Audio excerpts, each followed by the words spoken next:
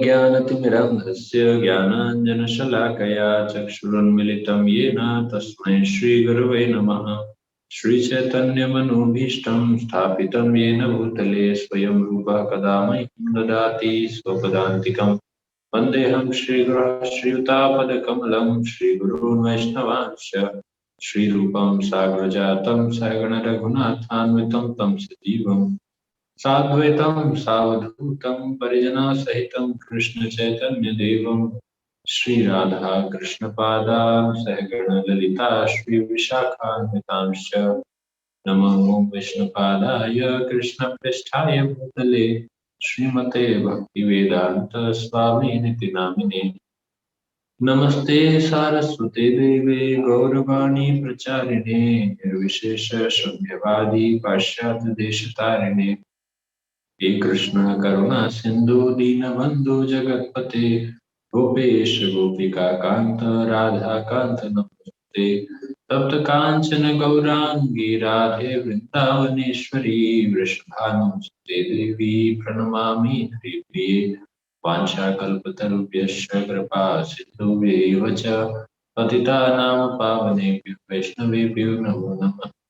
जय श्री कृष्ण चैतन्य प्रभु नित्यानंद श्री अद्वैत गदाधर श्रीवासादि गौर वृंद। हरे कृष्ण कृष्ण कृष्ण हरे हरे हरे राम राम राम हरे हरे।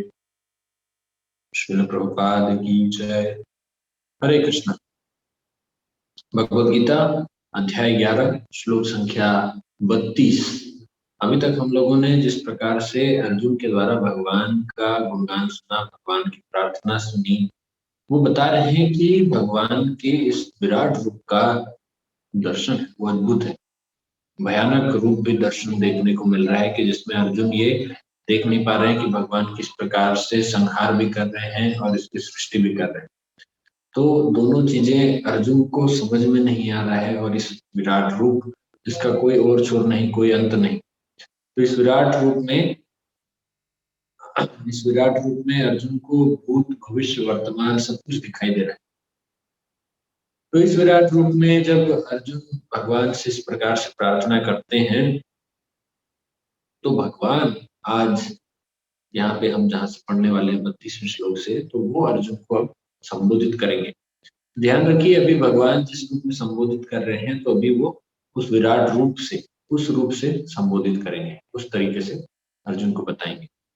अभी तक हमने भगवद गीता के पिछले श्लोकों में जब भी भगवान ने कहा तो वो भगवान द्विभुज रूप में अर्जुन के समक्ष खड़े थे और वो अर्जुन की व्यथा को समझते हुए, अर्जुन को अपना मित्र या अपना शिष्य जिस प्रकार से भी अपना भक्त समझते हुए उसे बता रहे थे। लेकिन किंतु अभी जिस प्रकार से भगवान का रूप है, इस रूप में भगवान विराट रूप को प्रदर्शित कर, विश्व रूप उस रूप में है और अर्जुन को बता रहे हैं कि मैं कौन हूँ। अभी इस रूप में, रूप के साथ बता रहे हैं अपने ऐश्वर्य को।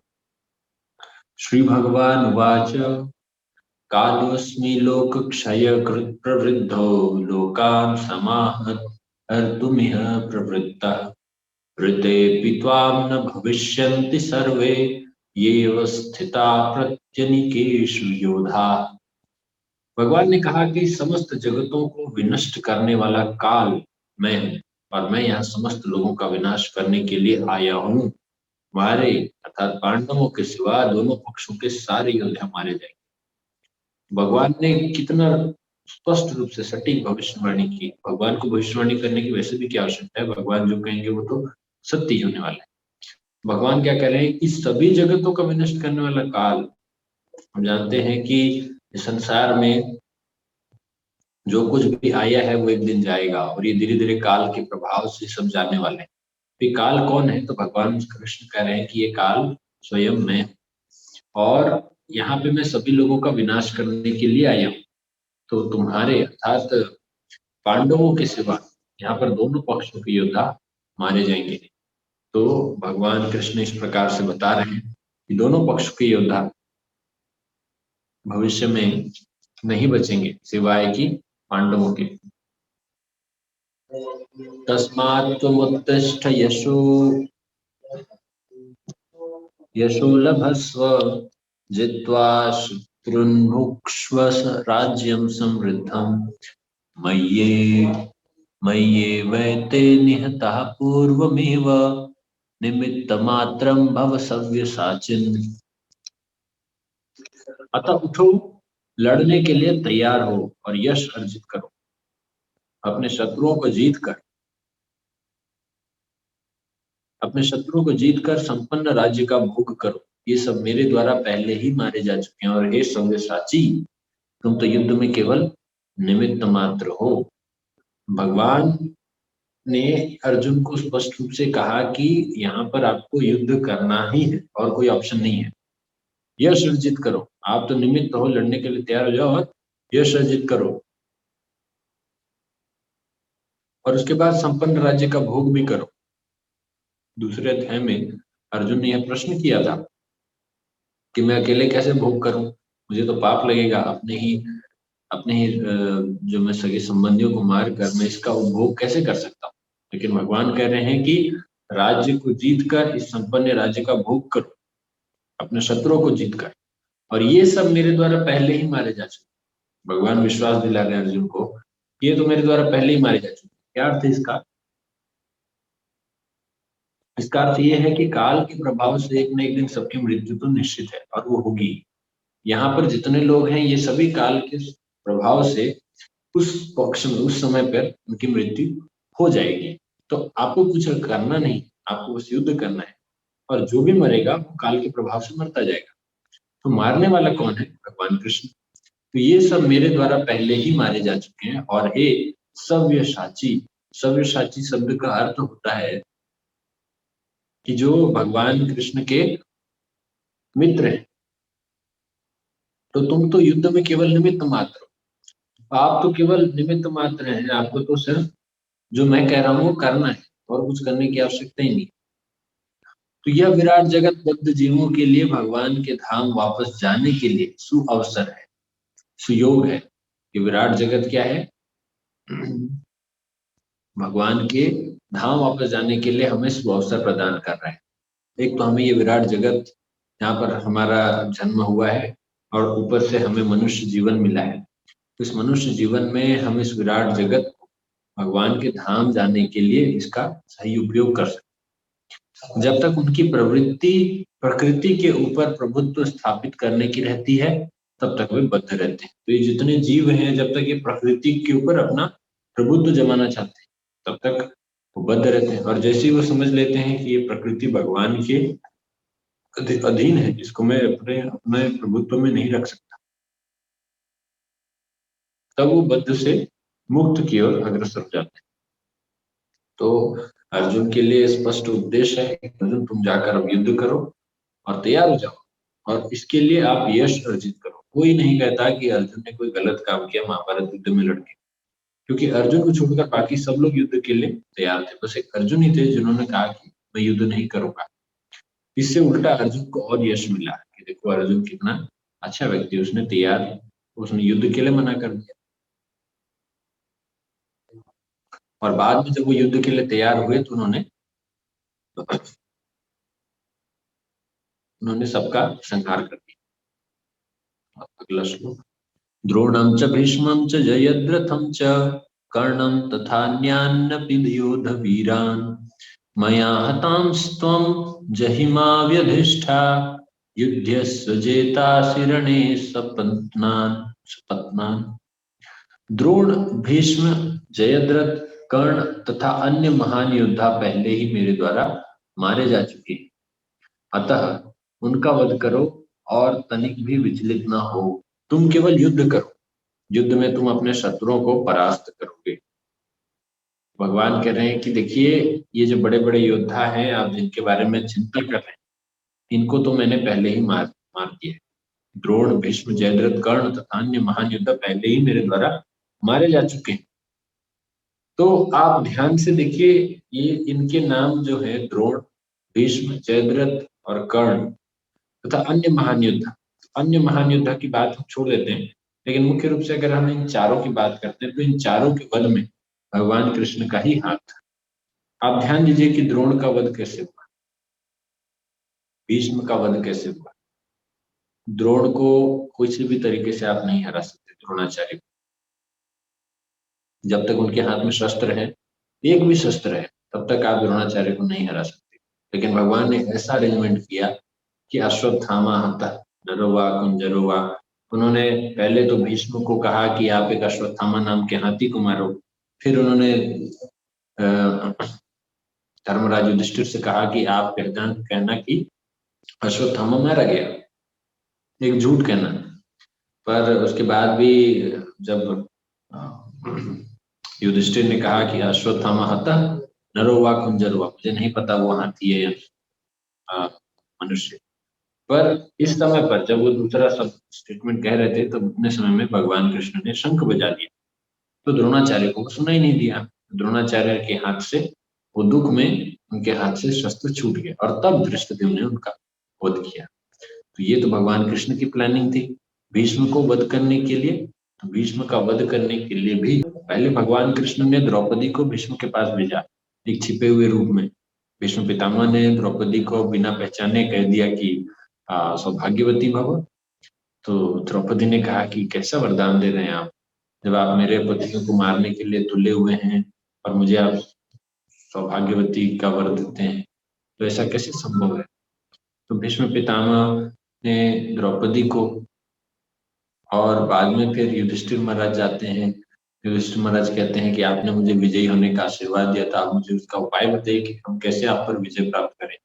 इनडायरेक्टली पूछ रहे थे कि हम आपका वध कैसे करें। भीष्म पितामह ने उसका उत्तर भी दिया कि आप अगर मेरे समक्ष किसी स्त्री को लाएंगे तो आप मुझे मार पाएंगे। अब ये स्त्री कहाँ से आएगी, इसके बारे में बताया किसने, भगवान कृष्ण ने।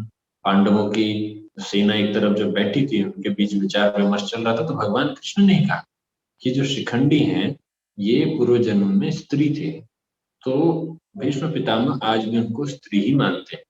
तो आप शिखंडी को अर्जुन के सामने लेकर को युद्ध करो। तो यहाँ भी भीष्म को भी वध करने का जो आइडिया था ये भगवान कृष्ण का ही था। जयद्रथ को मारने के लिए अर्जुन ने एक प्रण लिया था कि जब तक सूर्य अस्त होने से पहले मैं जयद्रथ को वध कर दूंगा, नहीं तो मैं स्वयं अग्नि समाधि ले लूंगा। तो जयद्रथ ये सुनकर छिप गया, जयद्रथ को फुल प्रोटेक्शन दे दिया गया। तो भगवान कृष्ण ने क्या किया, भगवान कृष्ण ने अपने सुदर्शन चक्र से सूर्य को ढक दिया। शाम हो गई और अर्जुन अपना अग्नि अग्नि समाधि लेने के लिए तैयार हो गए, स्वयं को अग्नि लगाने के लिए, और सब कुछ प्रोसेस एकदम चालू हो गया, सब होने वाला था। तो जयद्रथ भी खुशी से बाहर आ गया, बोला कि मैं भी देखूंगा कि अर्जुन कैसा मरेगा। जैसे जयद्रथ सामने आ गया सबके, उसी समय पर भगवान कृष्ण ने अपना चक्र हटा दिया और अर्जुन और जयद्रथ आमने सामने। अर्जुन ने फिर जयद्रथ का वध कर दिया। कर्ण की बात आई, कर्ण के समय पर भी भगवान कृष्ण ने ही अर्जुन को प्रेरित किया कि देखो वो अभी अभी तुम उसका वध कर सकते हो। जब कर्ण अपने रथ के पहिए को निकाल रहा था तो अर्जुन ने बोला वो तो अपराध है, मतलब वो तो अधर्म हो जाएगा। लेकिन भगवान कृष्ण ने कहा कोई अधर्म नहीं होता, उसने क्या नहीं किया अधर्म हमारे साथ। भगवान कृष्ण ने उनको ऐसा प्रेरित किया कि अर्जुन के हाथ से तीर छूट ही गया और कर्ण का वध हो गया। तो ये जो चार नाम दिए हैं ये कौन कह रहा है, ये स्वयं भगवान कृष्ण कह रहे हैं। भविष्यवाणी पहले से बता रहे हैं कि मैं इन चारों का इस तरह से वध करवाऊंगा। और अन्य अनेक महान योद्धा और भी थे, अन्य महान योद्धा, उनके नाम अभी क्या कहें, जिसमें दुर्योधन भी था, दुशासन भी थे। इन सबका वध भगवान कृष्ण की प्रेरणा से ही हुआ है। तो विचलित ना हो, तुम केवल युद्ध करो और युद्ध में तुम अपने शत्रुओं को परास्त करोगे, ये भगवान कृष्ण उनको कह रहे हैं। भगवान की योजनाएं उन्हीं की कृपा से समझी जाती हैं और भक्तों की योजनाएं उनकी ही योजनाएं हैं। मनुष्य को चाहिए कि ऐसी योजनाओं का अनुसरण करे और जीवन संघर्ष में विजयी बने। तो आप देख सकते हैं चित्र में श्रील प्रभुपाद जी किस तरह से पूरे विश्व में प्रचार करते हुए उन्होंने अनेक मंदिरों की स्थापना की। तो भगवान की योजना हम उनकी कृपा से समझ सकते हैं, और जो भक्तों की जो योजना होती है वो भगवान की ही योजना को भक्त समझकर उसको अप्लाई करते हैं। जैसे शुद्ध भक्त जो होते हैं वो स्वयं समझ जाते हैं कि भगवान चाहते क्या है। तो श्रील प्रभुपाद जी ने भगवान की ही इच्छा को अपने जीवन में उतारते हुए, उसका ही पालन करते हुए इतने सारे मंदिरों, इतने सारे जगह प्रचार किया, पूरे विश्व में हरे कृष्ण मंदिरों की स्थापना की। 35वां श्लोक। संजय उवाच एतच्छ्रुत्वा वचनं केशवस्य कृताञ्जलिर्वेपमानः किरीटी नमस्कृत्वा भूय एवाह कृष्णं संगद्गदं भीतः प्रणम्य। संजय ने धृतराष्ट्र से कहा, हे राजा, भगवान के मुख से इन वचनों को सुनकर कांपते हुए अर्जुन ने हाथ जोड़कर उन्हें बारंबार नमस्कार किया। फिर उसने भयभीत होकर अवरुद्ध स्वर में कृष्ण से इस प्रकार कहा। तो अर्जुन भयभीत हो चुके हैं। संजय बता रहे हैं कि भगवान के इस रूप को देखकर, उनके कथनों को सुनकर भगवान बार बार कह रहे हैं कि मैं काल हूं, मैं सबको यहाँ मारने आया हूँ, सबको मार चुका हूं मैं, तुम सिर्फ इसमें युद्ध करो, तुम सिर्फ एक निमित्त बनो। तो इसको सुनकर अर्जुन ने भगवान को बार बार नमस्कार करते हुए अवरुद्ध स्वर के गले रुक गए थे। अवरुद्ध स्वर से भगवान कृष्ण से इस प्रकार क्या कहा। 36वां श्लोक। अर्जुन वाचा स्थाने ऋषिकेश तव प्रकृत्या जगत् प्रविश्यत्य अनुरज्यते च रक्षांसि भीतानि दिशो द्रवन्ति सर्वे नमस्यन्ति च सिद्ध संघा। अर्जुन ने कहा, हे ऋषिकेश, आपके नाम के श्रवण से सारा संसार हर्षित होता है और सभी लोग आपके प्रति अनुरक्त होते हैं। यद्यपि सिद्ध पुरुष आपको नमस्कार करते हैं, किंतु असुरगण भयभीत हैं और इधर उधर भाग रहे हैं। यह ठीक ही हुआ है। तो भगवान के विषय में एक ये स्पेशल चीज है, ये विशिष्टता है भगवान की कि वो अपने भक्तों के प्रति और असुरों के प्रति किस प्रकार का व्यवहार करते हैं। हालांकि दोनों व्यवहार में कोई अंतर नहीं है। भगवान का मारना और बचाना दोनों एक ही होता है। भगवान दोनों को अपने धाम लेकर आते हैं। लेकिन यहाँ पर जो उदाहरण दिया गया है कि यद्यपि सिद्ध पुरुष आपको नमस्कार करते हैं, प्रेम करते हैं, आपके पास आते हैं, आपके भक्त आपके पास आना चाहते हैं, किंतु असुरगण भयभीत रहते हैं आपसे, वो दूर भागते हैं, यहाँ वहां भागते हैं। ये ऐसी बात है कि जैसे एक सिंहनी अपने शावक को, अपने बच्चे को भी मुख से उठाती है और अपने शिकार को भी मुख से उठाती है। पर जब उसके बच्चे को अपने मुख से उठाती है तो उसका बच्चा बड़े आराम से बैठा रहता है, बड़े आराम से निश्चिंत है, कोई दिक्कत नहीं होता। जब सिंहनी अपने मुख से उठाती है अपने बच्चे को, शावक को, छोटे बच्चे को, तो उसको निश्चिंत रहता है, उसको कोई दिक्कत नहीं होता। लेकिन वही सिंहनी अपने मुख से अगर किसी जानवर को उठाए तो वो जानवर कांपता रहेगा डर के मारे। तो इसी प्रकार से असुरगण भयभीत रहते हैं भगवान से। आपने सुना होगा जब नरसिंह देव जी आए थे तो नरसिंह देव जी एक भयंकर रूप लेकर आए थे, तो नरसिंह देव जी के सामने सारे असुरगण भाग रहे थे। उन्होंने हिरण्यकश्यप को जब वध किया तो भी वो शांत नहीं हो रहे थे। उसमें जब प्रहलाद महाराज उनको अप्रोच किए तो प्रहलाद महाराज को देखकर वो शांत हो गए। प्रहलाद महाराज के ऊपर वो अपना हाथ फेर रहे थे। तो हम देख सकते हैं कि भगवान दुष्टों के प्रति कैसा व्यवहार करते हैं और भक्तों के प्रति कैसा व्यवहार करते हैं। हमको किस प्रकार का व्यवहार करना चाहिए, हम भगवान से कैसे व्यवहार चाहते हैं। तो हम अगर भक्त बनेंगे तो भगवान की कृपा मिलेगी, भगवान का प्रेम मिलेगा। और दुष्ट बनेंगे तो भगवान की कृपा तब भी मिलेगी, लेकिन एक दूसरे रूप में मिलेगी,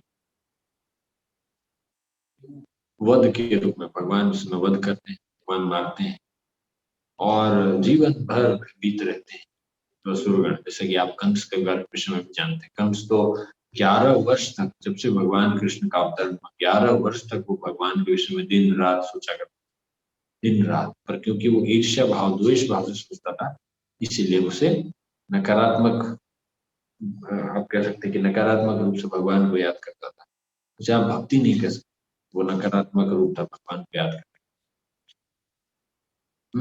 हरे कृष्णा। तो 37वां श्लोक के आगे। कस्माच्चितेन नमेरन् महात्मन् गरीयसे ब्रह्मणोऽप्यादिकर्त्रे अनंत देवेश जगन्निवास त्वमक्षरं तत्परम यत्। हे महात्मा, आप ब्रह्मा से भी बढ़कर हैं, आप आदि सृष्टा हैं। ये कौन? अर्जुन कह रहे हैं भगवान से। लेकिन आपको सादर नमस्कार क्यों न करें? अच्छा, तो फिर आपको सादर नमस्कार क्यों न करें? आप तो ब्रह्मा से भी बढ़कर हैं, आप आदि सृष्टा हैं, आपको नमस्कार क्यों न करें। हे अनंत, हे देवेश, हे जगन निवास, आप परम स्रोत, अक्षर, कारणों के कारण तथा इस भौतिक जगत के परे हैं। भगवान के फिर से गुणगान कर रहे हैं अर्जुन, कह रहे हैं कि क्यों हम आपको प्रणाम न करें, सभी को करना चाहिए। इसका अर्थ ये है कि हम यहाँ पर इस संसार में जितने लोग हैं सबको भगवान को प्रणाम नमस्कार करना चाहिए। कुछ लोग इतने अहंकारी हो जाते हैं कि वो भगवान को भी प्रणाम नहीं करते, तो हमें भगवान को एटलीस्ट प्रणाम तो करना ही चाहिए। इसीलिए भगवान 2 बार इस श्लोक को कहते हैं, मन मना भव मद भक्तो मद्याजी माम नमस्कुरु। अगर सब कुछ कठिन है तो कम से कम मुझे प्रणाम तो करो भक्ति भाव से। भगवान कहते हैं भक्ति भाव से प्रणाम करो, और इसको स्ट्रेस देने के लिए श्लोक को भगवान ने 2 बार कहा। तो भगवान का नमस्कार क्यों न करें। हे अनंत, हे देवेश, हे जगन निवास, इन तीनों शब्द के अर्थ आप तो समझ ही चुके हैं। अनंत, हे देवेश अर्थात सभी देवताओं के ईश्वर, हे जगन निवास, इस जगत में सभी तरफ, सभी हर कण कण में निवास करने वाले आपको, आप तो परम स्रोत है, परम स्रोत है भगवान, सभी चीजों के स्रोत है। अहम सर्वस्व प्रभुवम मत्तः सर्वम प्रवर्तते, सब कुछ भगवान से आता। अक्षर, भगवान अक्षर है अर्थात जिनका कभी भी विनाश नहीं होता, कभी नष्ट नहीं होते। कारणों के कारण, सभी कारणों के कारण तथा इस भौतिक जगत के परे हैं। भगवान इस भौतिक संसार से परे हैं, तीनों गुणों से मुक्त है। ब्रह्मा का जन्म कृष्ण के पूर्ण विस्तार गर्भोदकशाही विष्णु की नाभि से निकले कमलनाल से हुआ। अतः ब्रह्मा तथा ब्रह्मा से उत्पन्न शिव एवं अन्य सारे देवताओं को चाहिए कि उन्हें नमस्कार करें। तो ब्रह्मा जी, शिव जी और सभी देवता ये तो समझते हैं, ये तो भगवान को नमस्कार करते ही हैं। लेकिन इन सबसे बड़े क्षुद्र से क्षुद्र जीव, क्योंकि हम हैं, छोटे से जीव हैं, लेकिन हम में इतनी अहंकार, इतना अहंकार रहता है कि हम भगवान को प्रणाम नहीं करते। तो हमें क्या करना चाहिए, भगवान को प्रणाम करना चाहिए। 38वां श्लोक, त्वम् आदिदेवः पुरुषः पुराणस्त्वमस्य विश्वस्य परं निधानं, वेत्तासि वेद्यं च परं च धाम, त्वया ततं विश्वमनन्तरूपम्। आप आदि देव, सनातन पुरुष तथा इस दृश्य जगत के परम आश्रय हैं। आप सब कुछ जानने वाले हैं और आप ही सब कुछ हैं। आप भौतिक गुणों से परे परम आश्रय हैं। ये अनंत रूप, यह संपूर्ण दृश्य जगत आपसे व्याप्त, आप में व्याप्त है, आपसे व्याप्त। तो अर्जुन और भगवान के विषय में बता रहे हैं कि आप आदि देव हैं, सनातन पुरुष हैं, इस जगत, इस दृश्य जगत के परम आश्रय हैं। भगवान ही एकमात्र आश्रय है, और कोई आश्रय हमारे लिए सब के सब कुछ समय के लिए क्षणिक है, पर भगवान हमारे शाश्वत आश्रय, इसलिए परम आश्रय कहा गया। आप सब कुछ जानने वाले, भगवान सब कुछ जानते हैं और आप ही सब कुछ है जो जानने योग्य है। और इस संसार में अगर हम कुछ जानना चाहते हैं तो जानने योग्य एक ही चीज है, वो है भगवान। बाकी जो भी चीज हम जानते हैं यहाँ पर, सब कुछ समय बाद वो समाप्त हो जाएगा, तो उसे जानकर भी हमें क्या फायदा। आपने किसी विषय के बारे में चर्चा किया, पढ़ा लिखा, लेकिन वो विषय, वो चीज उस कुछ समय बाद समाप्त हो जाएगा, क्या फायदा। या मृत्यु के बाद उसका कोई रोल नहीं, कोई मतलब नहीं। लेकिन अगर हम भगवान के विषय में जानते हैं तो वो सनातन है, वो शाश्वत है, वास्तव में वही जानने योग्य है। इसीलिए कहते हैं कि वही विद्या विद्या है, और बाकी जितनी विद्या के नाम पे चल रहे हैं वो सारे के सारे अविद्या है। और ये अविद्या हम जो लेकर चल रहे हैं, जीवन भर हम सोचने की विद्या है, हम तो ज्ञान प्राप्त कर रहे हैं, ये तो नॉलेज है। लेकिन मृत्यु के समय पता चलता है ये सब 0/100, 100 में कितना 0 नंबर आया, तो उसका क्या मतलब है, कोई वैल्यू नहीं। 0 नंबर लेकर हम काम करें, तो हमने कुछ भी विद्या प्राप्त नहीं की, ये सब तो विद्या है। और यह विद्या हमें मृत्यु के समय उल्टा और तकलीफ देती है। जीवन भर मैंने क्या बर्बाद किया, ये सब फालतू चीजों में मैंने अपना समय निकाला। अगला श्लोक, वायुर्यमोग्नि वायुर्यमोग्नि वरुणः शशाङ्कः प्रजापतिस्त्वं प्रपितामहश्च, नमो नमस्तेस्तु सहस्रकृत्वा पुनश्च भूयोऽपि नमो नमस्ते। आप वायु हैं तथा परम नियंता है। परम नियंता किसे कहते हैं, यमराज को। परम नियंता कौन है? यमराज। ये कैसे पता चला? हमने 10वें अध्याय में पढ़ा है। 10वें अध्याय में भगवान कहते हैं कि सभी नियंताओं में मैं यम हूँ। आपको अगर ध्यान होगा, मैं सभी नियंताओं में कौन हूँ? यम। तो आप वायु है तथा परम नियंता है, आप अग्नि है, जल है, चंद्रमा है, आप आदि ब्रह्मा है और आप प्रपितामह है। अतः आपको 1000 बार नमस्कार है और पुनः नमस्कार है। तो वायु है, परम नियंता है, तो समझ गए। अग्नि है, जल है, चंद्र है, ये भी समझ गए। आप आदि ब्रह्मा है। आदि ब्रह्मा अर्थात जो ब्रह्मा जो शुरू से, ब्रह्मा शब्द का क्या अर्थ होता है? ब्रह्मा शब्द का अर्थ होता है जो रचना करते हैं, जो रचना करते हैं किसी प्रकार की। आदि ब्रह्मा अर्थात जो सबसे पहले जिन्होंने रचना किया। ब्रह्मा शब्द का ही अर्थ है रचना का, है ना। ब्रह्मा, आप यहाँ पर वो चतुर्मुख वाले ब्रह्मा जी की बात मत कीजिए। ब्रह्मा शब्द का अर्थ हम यहाँ पर लेकर चल रहे हैं, क्योंकि ब्रह्मा जी सदैव सृष्टि की रचना करते हैं, इसलिए ब्रह्मा नाम ही अब इसके लिए भी प्रसिद्ध हो गया है कि ब्रह्मा अर्थात सृष्टि करने वाला। तो भगवान कृष्ण तो आदि ब्रह्मा है, मतलब शुरुआत में सबसे पहला जो रचना हुआ वो भगवान ने किसी के लिए उन्हें आदि ब्रह्मा कहा। और आप प्रपितामह,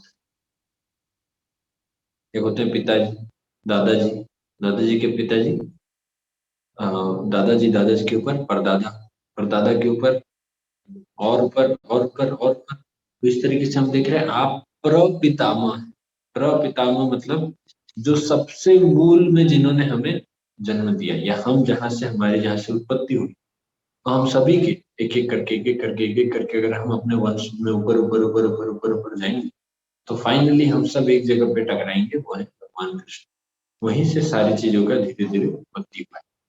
भगवान प्रपितामह, तो आपको बार बार नमस्कार है, 1000 बार नमस्कार है, पुनः नमस्कार। बार बार, कई बार अर्जुन प्रणाम कर रहे भगवान, क्योंकि अर्जुन डर के मारे कहाँ पर है? वो थरथरा रहे हैं, भयभीत है। भगवान से प्रार्थना कर रहे कि आपको मैं प्रणाम करता हूँ, प्रणाम करता हूँ।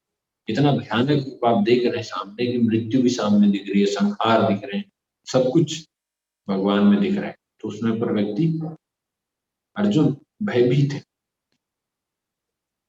अर्जुन हमें बताने का प्रयास कर रहे हैं कि ये संसार कितना अनिश्चितकालीन।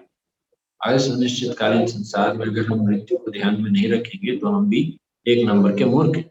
हम लोग भी ध्यान देना चाहिए कि देखो मृत्यु आने वाली है, इसमें कोई शक नहीं, कोई आश्चर्य नहीं कि मृत्यु नहीं आएगी, मृत्यु तो आएगी। तो हम उसके लिए भयभीत रहते हैं। उसी प्रकार से अर्जुन उस विराट रूप को देखकर भयभीत हो, और हम उस भयभीत चीजों में हमको भी ये समझना चाहिए कि ये विराट रूप ऐसा है कि हम भी भयभीत हो जाते हैं, हमें भयभीत होना ही है। और जो भयभीत नहीं होता वो एकमात्र भगवान के जो शुद्ध भक्त हैं वही भयभीत होते हैं। वास्तव में अर्जुन यहाँ भयभीत भी नहीं है, क्योंकि अगर वो भयभीत होते तो ये सब बातें कर पाते। अगर हम इतने भयभीत होते, अगर हम ऐसा चीज देखते, तो हम तो यहीं पर कभी भी हम वहां पर मूर्छित हो जाते हैं, है ना। लेकिन अर्जुन वहां पर तो बात भी कर रहे हैं भगवान से, और इतने स्पष्ट रूप से ज्ञान पूर्वक बातें कर रहे हैं भगवान से।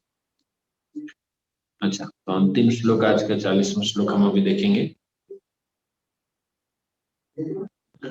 आज का अंतिम श्लोक 40वां श्लोक। ओके। नमः पुरस्तादध पृष्ठतस्ते, नमोस्तुते सर्वत एव सर्व, अनंत वीर्यामित विक्रमस्त्वं, सर्वं समाप्नोषि ततोऽसि सर्वः। आपको आगे पीछे तथा चारों ओर से नमस्कार है। आप इतना इतना प्रणाम कर रहे हैं अर्जुन, बार बार बार बार कह रहे हैं कि मैं सब तरफ से प्रणाम करता हूँ, क्योंकि विराट रूप का मुझे समझ नहीं आ रहा ना। विराट रूप किधर से सामने, किधर से पीछे है, किधर दाएं किधर बाएं। तो विराट रूप ऐसा है, तो अर्जुन वहां पर भ्रम में है, विविल्डर है। तो इसलिए अर्जुन हमको सिखा रहे हैं, वास्तव में वो भ्रम में नहीं है, लेकिन हम भ्रम में हो जाएंगे अगर हम इस तरह से देखेंगे। अर्जुन हमें बता रहे हैं कि हम सभी तरफ से प्रणाम कर लें। आपको आगे पीछे तथा चारों ओर से नमस्कार है। हे असीम शक्ति, आप अनंत पराक्रम के स्वामी हैं, आप सर्वव्यापी हैं, अतः आप सब कुछ भगवान ही है। वास्तव में भगवान के अंश, भगवान के शक्ति के बिना इस संसार में कुछ भी संभव नहीं है। ये संसार ही संभव नहीं। ये संसार ब्रह्मांड जब यहाँ पर प्रकट हुआ, तो जब तक भगवान की दृष्टि नहीं पड़ी थी, तब तक यहाँ पर समय का आगमन नहीं हुआ था तब तक यहाँ पर ये प्रकृति एक्टिवेट नहीं हुई थी। कहते हैं ना कि ये प्रकृति यहाँ पर स्टार्ट, इसका आरंभ नहीं हुआ था। तो ये एक एक जड़ अवस्था में था। जैसे भगवान की दृष्टि पड़ी, उस दृष्टि से ये जागृत हो चुकी, उठी। और ये प्रकृति जागृत होने के बाद हम देख सकते हैं किस तरह से आज ये प्रकृति अपने आप ही चीजों को जनरेट कर रही है। क्यों? क्योंकि इसमें भगवान की शक्ति सन्निहित है। भगवान की शक्ति सब जगह है, भगवान परमात्मा रूप में सभी जगह है, सर्वव्यापी। अतः भगवान सब कुछ है, इसमें कोई संदेह नहीं। भगवान से ही हमारी भी उत्पत्ति हो रही है। भगवान ने अगर ये पंच तत्व नहीं बनाया होता तो पंच तत्व से हमारा जो शरीर है ये भी कभी नहीं बनता। तो भगवान ही सब कुछ है, भगवान सब कुछ सभी जगह व्याप्त है, सब कुछ है। तो भगवान अनंत पराक्रम के स्वामी। हरे कृष्णा। आज के श्लोक में, आज के दिन में हम इतनी चर्चा करेंगे। आपको किसी का कोई प्रश्न हो आप पूछ सकते हैं आज के इस 9 श्लोक से संबंधित। अर्जुन को कर्ण को अधर्म के रूप से, अधर्म के मार्ग से क्यों मारना पड़ा? क्योंकि भगवान का आदेश था। भगवान ने कर्ण को मारने के लिए अर्जुन को इसी प्रकार से आदेश दिया। अर्जुन कर्ण को सामने से भी मार सकता था, अर्जुन कर्ण को ऐसे भी मार सकता था। दोनों में युद्ध हो रहा था, भयंकर युद्ध चल रहा था, पर ऐसे भी अर्जुन मार सकते थे। लेकिन कर्ण को कई सारे श्राप मिले थे और उन श्राप का भी फलीभूत होना आवश्यक था, इसीलिए उस समय का इंतजार किया जा रहा था। कर्ण को पृथ्वी माता से, धरती माता से श्राप मिला था कि एक दिन आपका चक्का इसमें धंस जाएगा। जब आपको बहुत जरूरत पड़ेगी उस समय पर आपका चक्का धंस जाएगा और आपका रथ निकलेगा ही नहीं वहां से बाहर, चक्का निकलेगा ही नहीं, और दूसरा पहिया निकलेगा। और दूसरा जो श्राप मिला था कर्ण को कि जब आपको विद्या की सबसे ज्यादा आवश्यकता रहेगी तब आप उस विद्या को भूल जाएंगे। तो ऐसा ही कुछ हुआ था कि कर्ण भी भूल गए थे उस समय पर। इस अंतिम युद्ध के समय में अर्जुन के साथ युद्ध करते हुए वो अपने जो मुख्य विद्या उन्होंने जो ग्रहण की थी परशुराम जी से, उन विद्याओं को भूल गए थे। तो इस कारण से भी उनकी मृत्यु उसी समय पर होनी थी। कई बार आप समझते हैं कि भाग्य का लिखा कौन मिटा सकता है, तो भाग्य को लिखने वाला तो साक्षात उधर ही बैठा था और उसी के आदेश पर तो अर्जुन ने ये काम किया। भगवान ने अर्जुन को इतना मोटिवेट कर दिया, इतना मोटिवेट कर दिया कि देखो कितना दुष्ट व्यक्ति था, इसने कभी धर्म अधर्म सोचा नहीं। तुम्हारे पुत्र को मारते समय इन्होंने धर्म का सोचा ही नहीं। द्रौपदी का जब चीरहरण तब तो धर्म का सोचा नहीं। इस तरीके से भगवान कृष्ण ने जब अनेक चीजें बताई, चौसर के खेल में इन्होंने कभी सोचा नहीं। तो जब बताते गए तो कर्ण के विषय में सुनकर, और विशेष रूप से किस प्रकार से कर्ण, क्योंकि एक बहुत अच्छा योद्धा था, लोग बड़ी तारीफ कर, लेकिन फिर भी कर्ण ने उस अधर्म युद्ध में भाग लिया, अधर्मियों की तरफ, धर्म युद्ध में भाग लिया था अधर्मियों की तरफ, और अधर्म के द्वारा अभिमन्यु की हत्या भी की थी। तो उसको सुनने के बाद अर्जुन का खून खौल उठा, और भगवान कृष्ण ने कहा कि जो अधर्म के रूप से किसी का हत्या करता है, एक पापी को मारने के लिए कोई धर्म नहीं देखना पड़ता। तो फिर अर्जुन ने कर्ण को मारा उस तरह से। इससे कुछ प्रश्न भी खड़े होते हैं कि अर्जुन तो सिंपल समय में भी मार सकता था, लेकिन भगवान ये बताते हैं कि एक अधर्मी को मारने के लिए किसी प्रकार के धर्म के पालन करने की आवश्यकता नहीं। और दूसरी बात ये है कि जब भगवान ने कुछ कह दिया तो धर्म तो साक्षात भगवत प्रणीत, उससे बड़ा धर्म और क्या हो सकता है। तो प्रश्न यहाँ पे अर्जुन को नहीं उठाना चाहिए, अर्जुन की तरफ प्रश्न तो भगवान की तरफ उठाना चाहिए कि भगवान ने ऐसे समय पे अर्जुन को मारने के लिए क्यों कहा। और जब इस प्रश्न का उत्तर अगर आप ढूंढेंगे तो प्रश्न का उत्तर बड़ा साफ है कि भगवान क्या करते हैं, क्यों करते हैं, इसके लिए भगवान को प्रश्न करने का आपको कोई अधिकार नहीं। भगवान इस समय पर उन्होंने ये आदेश दिया कि ऐसा करो, क्योंकि ये धर्म युद्ध था, लेकिन यहाँ पर इस धर्म युद्ध में कई सारे अधर्म हुए थे। तो भगवान चाहते थे कि ऐसे अधर्मियों को भी उन्हीं के ईंट का जवाब पत्थर के रूप में मिले। वैसे तो भगवान श्री रामचंद्र जी ने भी बाली का वध करने के लिए अधर्म का सहारा लिया था, पीछे से मारा था। पर भगवान श्री रामचंद्र जी ने खुद ही इसका उदाहरण दिया था, इसका उत्तर भी दिया था कि पहला तो तुम बंदर हो, बंदर को पीछे से मार सकते हैं, जानवर को पीछे से मारा जाता है, शिकार किया जाता है। दूसरा, तुमने अपने भाई की पत्नी के साथ, तुमने अपने भाई की पत्नी को ही जबरदस्ती अपने साथ रख दिया था। तो ऐसे अधर्मियों को हम मार सकते हैं पीछे से। तो अधर्मियों के लिए एक अलग रूल हो जाता है। तो ऐसी स्थिति में हम समझ सकते हैं। तो इसमें प्रश्न कोई कोई दिक्कत नहीं। अर्जुन ने क्यों कर्ण को ऐसा मारा? ओके। हरे कृष्ण। श्रीमद् भगवद गीता की जय। श्रील प्रभुपाद की जय।